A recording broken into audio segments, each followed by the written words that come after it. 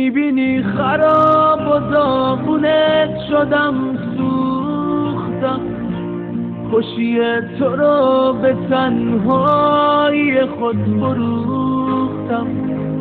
اگه ارزون تو رو دادم به یه دنیایی که خود نیستم، چون که من زاده ی دردم و با درد و غم غریب نیستم، غریب نیستم، غریب نیستم.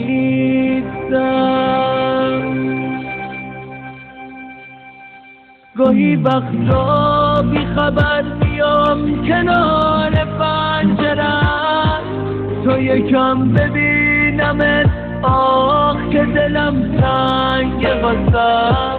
خوشم از شادی تو وقتی میخندی با رقیب، تو دلم تازه میشه یه درد کهنه غریب. همه دردا رو کشیدم جز این درد عاشقی، زخم من از باغ عشق شد گل زرد عاشقی.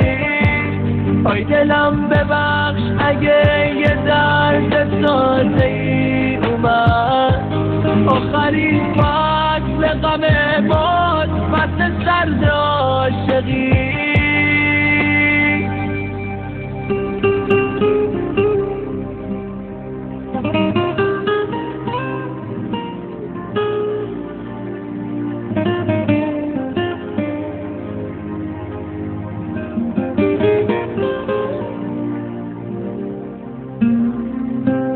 گاهی وقتا بی خبر میام کنار پنجره‌ات، تا یکم ببینمت، آخ که دلم تنگ واسم.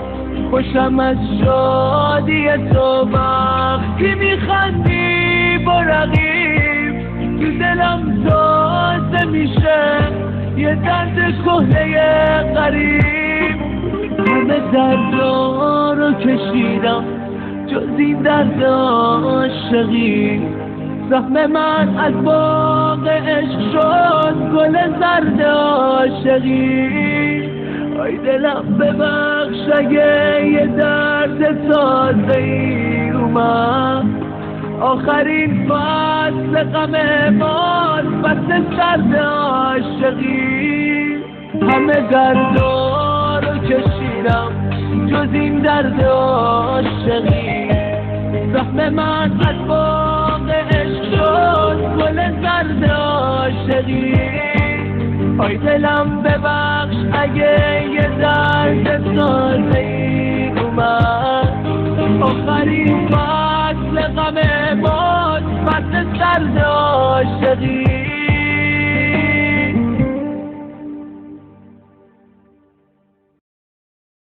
اما این باورم نمی آمد.